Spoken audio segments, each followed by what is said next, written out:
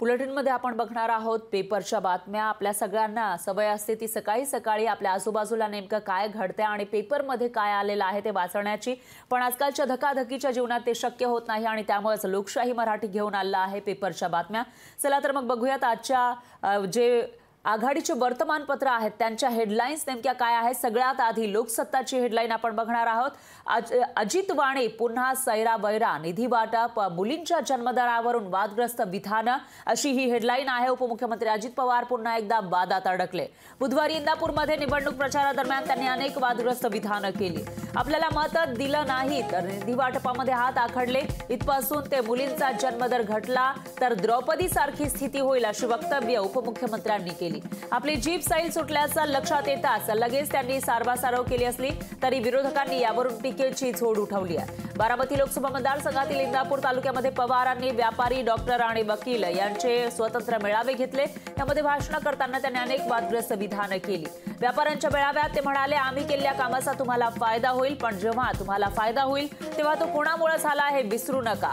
विकास कामांसाठी पाहिजे तेवढा निधी देऊ, पण जसे आम्ही पाहिजे तेवढा निधी देतो त्याप्रमाणे मतदान यंत्राची बटणं कचाकचा दाबा, म्हणजे मला निधी द्यायला बरं वाटेल, असं ते म्हणाले होते। नाहीतर माझा हात आखडता येईल आणि डॉक्टर तसंच आखडता येईल, असं अजित पवारांनी म्हटलेलं होतं। तर डॉक्टर आणि वकिलांच्या मेळाव्यामध्ये बोलताना पवारांची जीभ अधिकच सैलावली। रुग्णांवर उपचार करताना त्यांच्या मनात काय आहे असे विचारा। त्यांनी आमचं नाव घेतलं तर खूप चांगली वागणूक द्या, दुसऱ्याचं नाव घेतलं तर असे इंजेक्शन टोचा की असे म्हणत त्यांनी वाक्य अर्धवट सोडलं आणि माफी मागून मला असं काही म्हणायचं नाही अशी पुष्टी जोडली।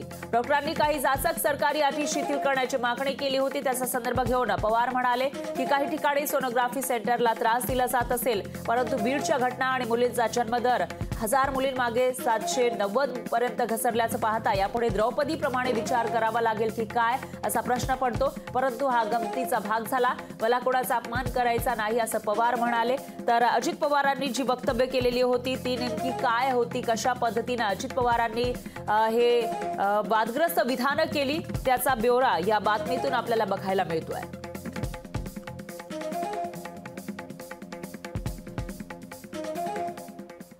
यानंतर महाराष्ट्र टाइम्सची हेडलाईन नेमकी काय आहे तीही आपण बघणार आहोत। उकाड्यात विजेचा रुसवा, अशी ही हेडलाईन आहे। नवी मुंबई ठाण्याचा कल्याण डोंबिवलीमध्ये काही तास सक्तीचं भारनियमन अर्थात लोड शेडिंग करण्यात आलं आहे, तर 2 तास इथं लोड शेडिंग होतं। मुंबईमध्ये वीज आणणाऱ्या वाहिन्या जुन्या असल्यानं त्यामध्ये बिघाडाच्या घटना वारंवार घडत असतात। बुधवारीही विजेचा भार सहन न झाल्यानं पडघ्याहून कळव्याला येणाऱ्या 400 केव्ही क्षमतेच्या वाहिनीवर दबाव आला आणि त्यामुळे 163 मेगावॅट वीज प्रवाह थांबला। परिणामी अत्याधिक उष्णता आणि उकाड्याच्या स्थितीमध्ये नवी मुंबई तसंच ठाण्यासह कल्याण डोंबिवली महापालिका भागातील 50,000 पेक्षा जास्त ग्राहकांना भर दुपारी 2 तास सक्तीचं भार नियमन सहन करावं लागलेलं आहे। 2 तास इथं लोड शेडिंग होतं, म्हणजेच तिथं वीज नव्हती। मुंबईमध्ये वीज असणाऱ्या प्रत्येकी 400 किलोवॅटच्या 4 वाहिन्या आहेत, त्यातील 2 वाहिन्या पडघा ते कळवा दरम्यान आहेत आणि या वाहिन्यांमधून येणारी वीज कळव्यानंतर पुढे 220 केव्ही क्षमतेच्या वाहिन्यांद्वारे मुंबईसह ठाणे, नवी मुंबई आणि एकूणच महामुंबई प्रदेशातील विविध भागांमध्ये पोहोचवली जाते। सध्या महामुंबई परिसरात उष्णतेची लाट आहे, त्यामुळे ग्राहकांकडून विजेची मागणी वाढलेली आहे। या स्थितीमध्ये दुपारी 2:25 मुंबईची फक्त मुंबई महापालिका क्षेत्राची मागणी ही 3900 मेगावॅट असताना पडघा कळवा या एका वाहिनीमध्ये बिघाड झाला, त्यामुळे भार येऊन वीज प्रवाह बंद झाला। मात्र त्याचा फटका मुंबईला बसण्याऐवजी महामुंबई प्रदेशातील 4 220 केव्ही वाहिन्यांना बसला आणि त्यामुळे नवी मुंबई आणि ठाणेकरांना मात्र लोड शेडिंगचा सामना करावा लागला।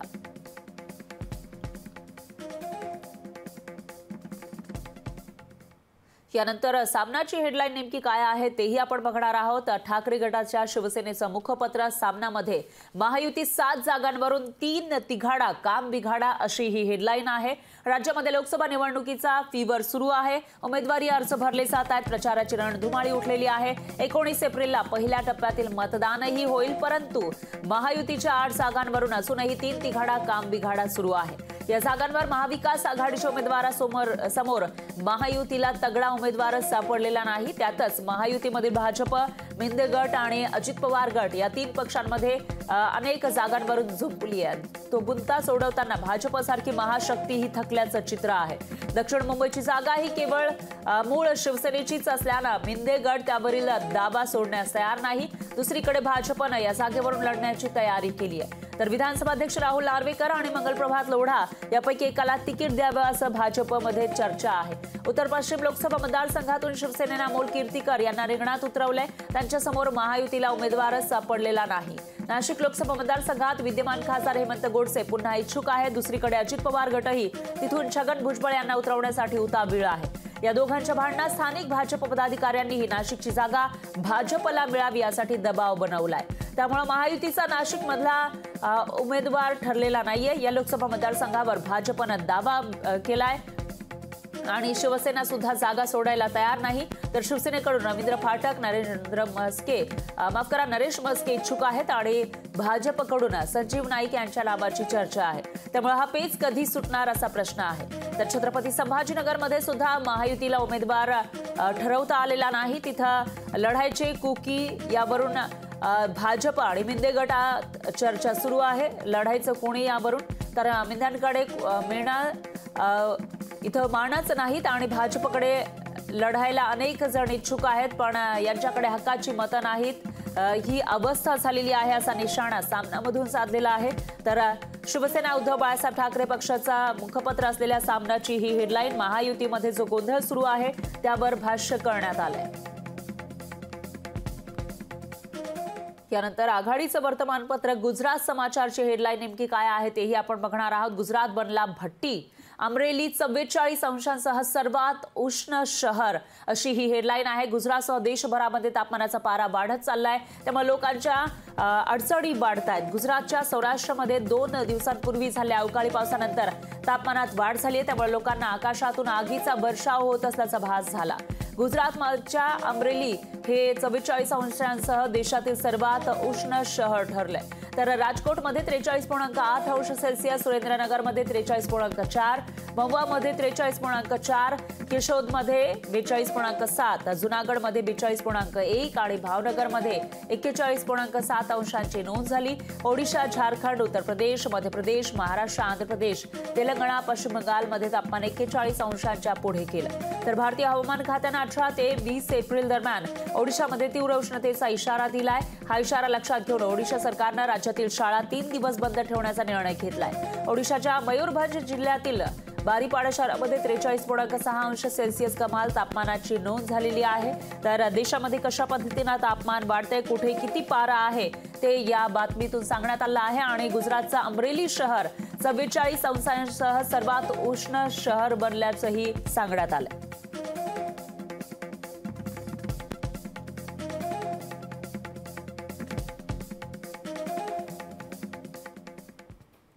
यानंतर टाइम्स ऑफ इंडियाची हेडलाईन नेमकी काय आहे तेही आपण बघणार आहोत। संयुक्त अरब अमिरातीमध्ये मुसळधार पाऊस, दुबईत गोंधळ अशी ही हेडलाईन आहे। दुबईचे महाकाय महामार्ग पुरामुळे तुंबले होते आणि आंतरराष्ट्रीय रहदारीनं जगातील सर्वात व्यस्त असलेलं विमानतळ गोंधळात पडलं होतं, कारण बुधवारी अमिरातीमध्ये 255 मिलीमीटर पावसाची नोंद झाली आणि एका दिवसानंतर 75 वर्षांपूर्वी UAEवर पडलेल्या पावसाच्या एका दिवसानंतर ग्रीड लॉक झालं होतं, तर 1 जण ठार झाला होता। दुबईच्या आजूबाजूला वीज खंडित झाली होती आणि कतार, बहरीन, सौदी अरेबिया तसंच ओमानमध्येही जोरदार पाऊस झाला।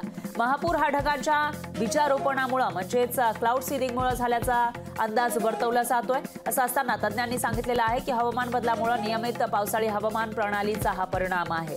दुबईच्या हवाई वाहतुकीला मोठा फटका बसलाय, तर 30 ते 40 भारतीय उड्डाणं सुद्धा बाधित झालेली आहे। दुबई ज्या ठिकाणी जास्त पाऊस पडत नाही त्या ठिकाणी अशा पद्धतीनं अवेळी जोरदार पाऊस पडला आणि त्यामुळे दुबईची तुंबई झाल्याचं दिसून आलंय।